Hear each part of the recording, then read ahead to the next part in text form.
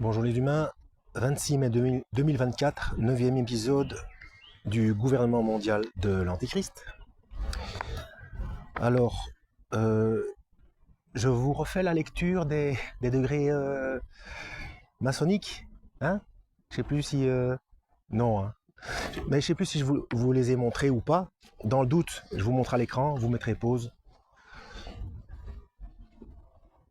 Ah, il y a une partie là et une partie ici. Voilà, bon. J'espère que j'ai bien montré parce qu'avec le contre-jour, là, je ne vois strictement rien du tout. Bon. Cette force destructrice devait être utilisée pour permettre aux Illuminati de fomenter toutes les futures guerres et révolutions. Un comité fut alors formé afin d'amasser des fonds en vue de financer cette nouvelle entreprise. Ainsi, une partie des fonds amassés aida à financer Karl Marx et Engels, à l'époque où ils écrivirent Le Capital et le manifeste du Parti communiste, à Soho, en Angleterre. C'est un petit peu trop, là.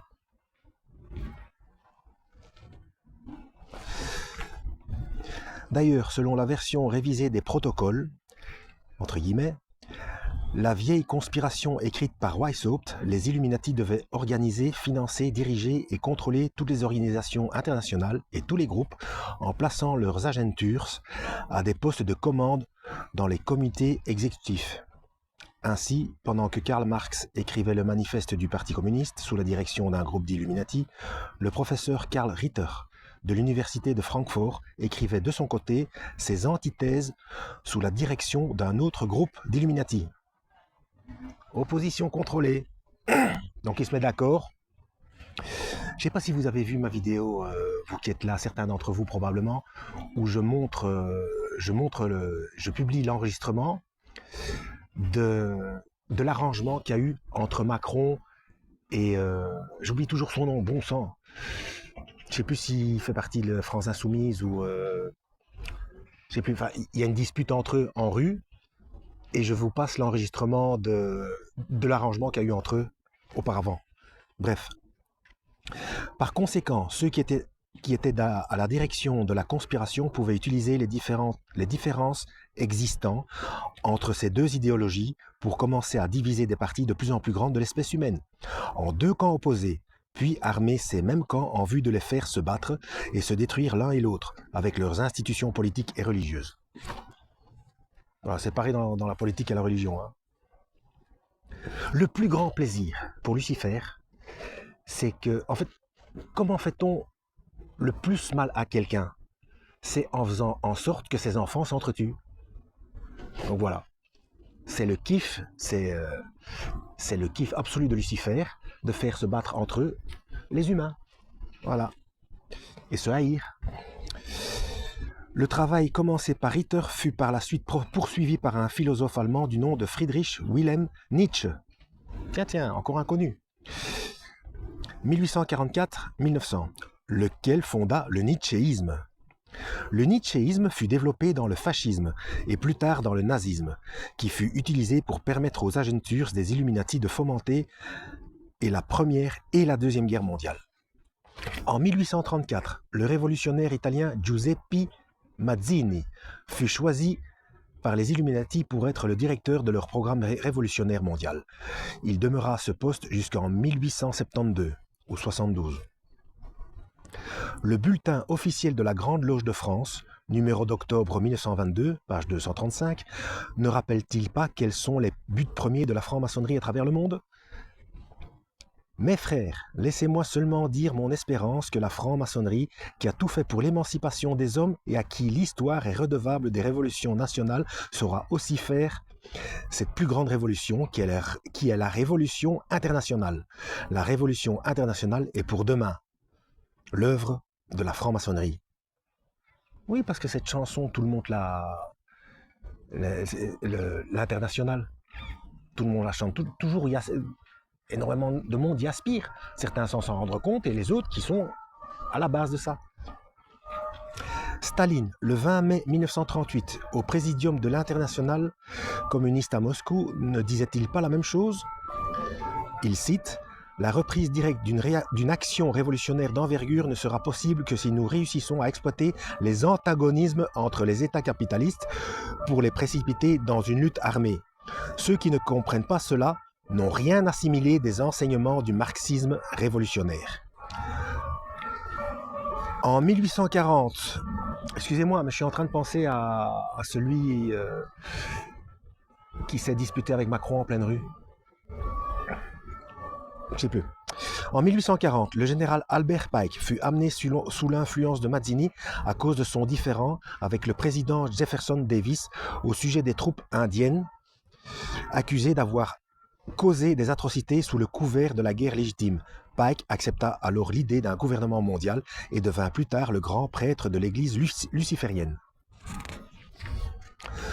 Entre 1859 et 1871 ou 71, il fut celui qui mit sur papier les détails d'un plan militaire devant servir de base pour l'organisation des 3 guerres mondiales et des 3 révolutions majeures qu'il considérait comme étant nécessaires pour faire aboutir la conspiration à son stade final dans le cours du XXe siècle. Regardez les infos, même les infos officielles, on est bien parti pour la 3e. Et puis de toute façon, c'est biblique. Pike fut aussi celui qui organisa The New and Reformed Palladian Rites. Palladian, hein, comme les paladins et les padawans dans Star Wars. Je sais pas, je dis ça comme ça. Lorsque les Illuminati et les loges du Grand Orient devinrent suspects à cause des activités révolutionnaires de Mazzini en Europe, il établit alors 3 conseils suprêmes. L'un à Charleston, en Caroline du Sud, un autre à Rome en Italie et un autre à Berlin en Allemagne. Voilà, comme ça, ils sont partout, sur le globe. Par la suite, peut-être il manque quelque chose en Asie, peut-être. Enfin, quoique... Bref. Par la suite, il fit établir par Mazzini 23 sous-conseils, surtout dans des endroits stratégiques à travers le monde. Ces endroits furent les quartiers généraux, les points centraux secrets du mouvement révolutionnaire mondial depuis lors.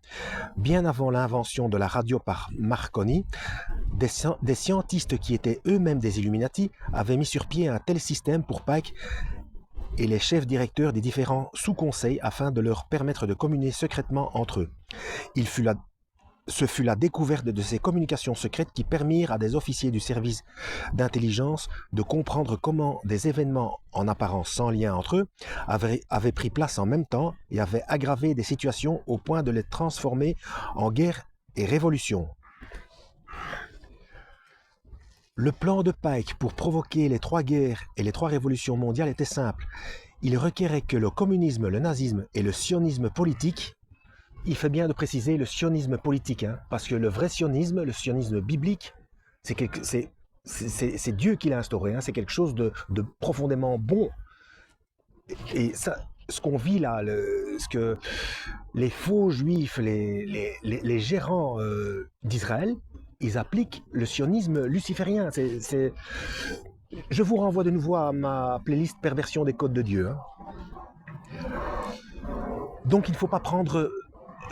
parti pour l'un ou l'autre. Il y a des gens qui vous disent sur les réseaux sociaux, oui mais si tu n'es pas sioniste, ça veut dire que tu es contre Dieu. Non, mais non, c'est pour nous, c'est encore une fois de l'opposition contrôlée. Il faut comprendre ce qu'est le vrai sionisme et le sionisme politique, c'est complètement antagoniste. Ainsi que d'autres mouvements internationaux soient organisés et utilisés pour fomenter les 3 guerres globales et les 3 révolutions majeures. La Première Guerre mondiale devait se faire pour permettre aux Illuminati de renverser le pouvoir des tsars en Russie et faire de ce pays le château fort du communisme athéiste. Les différences entre les Britanniques et les empires allemands furent mis en évidence et exagérés par les agentures des Illuminati afin d'être utilisés pour fomenter cette guerre. Une fois la guerre terminée, le communisme devait être érigé en vue de détruire d'autres gouvernements et affaiblir les religions. La Deuxième Guerre mondiale devait pour sa part se faire à partir de l'exagération des différences, mises en évidence par les Illuminati et existant déjà entre les fascistes et le sionisme politique. Cette guerre devait se faire de sorte que le nazisme y serait détruit au profit de l'accroissement de la force du sionisme politique. ce qui par conséquent devait permettre, selon le plan de Pike, écrit dans la deuxième moitié du XIXe siècle, l'établissement de l'État d'Israël en Palestine. Durant cette même guerre, le communisme international devait de son côté s'accroître de manière à devenir aussi fort que les nations chrétiennes réunies, c'est-à-dire l'Occident chrétien à l'Ouest. Arrivé à ce point de croissance, le communisme devait être retenu, tout en étant gardé en échec jusqu'au jour où il devait servir pour la réalisation du cataclysme social final. Quelqu'un pourra-t-il nier ici que le président Roosevelt, je tourne la page, des États-Unis et le Premier ministre Churchill de Grande-Bretagne se concertèrent pour mettre en application une telle politique? On va s'arrêter là, ça fait déjà plus de 10 minutes. Pas moyen de retrouver le nom de cet homme politique, je ne sais plus. Si jamais je le retrouve, j'en parlerai dans ma prochaine vidéo. Voilà. Oui, petite parenthèse, dans ma vidéo concernant les Maccabées, et je vous parle de la chaîne à l'école de Yeshua, j'ai oublié de vous le dire, j'ai mis en description, en dessous de cette vidéo, une playlist de cette chaîne qui parle de la fin des temps, donc des prophéties, qui fait les corrélations entre Daniel et l'Apocalypse. Hein. Donc il parle souvent de la Torah.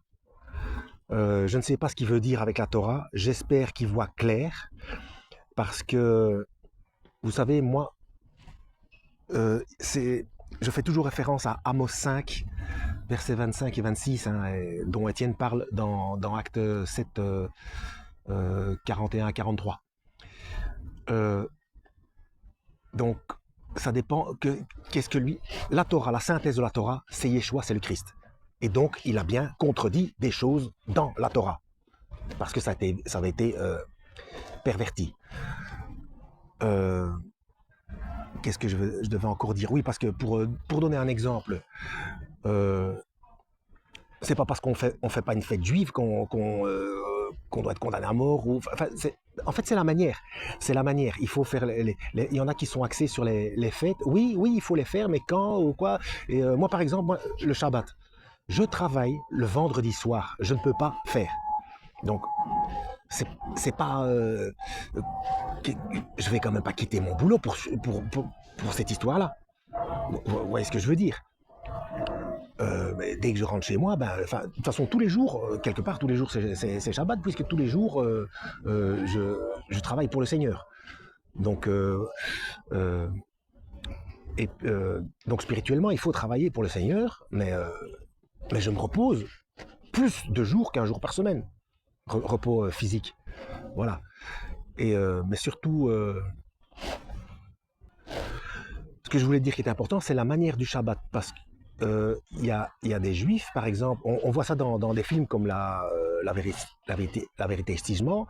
Boum, un enfant par mégarde allume la télé, du coup c'est bloqué, ils peuvent pas l'éteindre. C'est la perversion des choses qui... et puis il y a aussi, moi j'ai vu ça dans Paris, on m'avait expliqué ça, ils avaient mis les serrures des portes d'entrée plus bas, parce que le Shabbat, il ne pouvait pas se lever à une telle hauteur pour ouvrir la porte, ou sinon c'était considéré comme je ne sais quoi. Enfin bref, c'est tous ces rajouts, ce dont Yeshua le genre de choses que Yeshua a reproché aux pharisiens, hein, que vous mettez des choses sur les épaules du peuple, voilà, vous faites attention aux plus petits moucherons, mais vous avalez un chameau. Ouais, c'est le cœur de la loi qui compte. Donc je ne sais toujours pas ce que celui de la chaîne... à l'école de Yeshua entend par la Torah, la loi.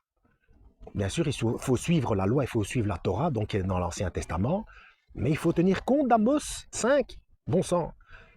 Il faut bien comprendre ce qu'est la loi en réalité, et pas tous les 613. Non, 613 commandements. Allez voir mes vidéos, 613 commandements, 1 et 2. Hein. Enfin, la parole de Yeshua il a expliqué. S'il n'avait pas expliqué correctement, il ne se serait pas mis à dos les pharisiens et les sadducéens. Soyons cohérents. Voilà. Lisez la Bible. Merci pour votre patience. Je sais, parfois, je suis un petit peu laborieux, hein, mais je dois balancer tout ce à quoi je pense. Voilà. Que Dieu vous guide.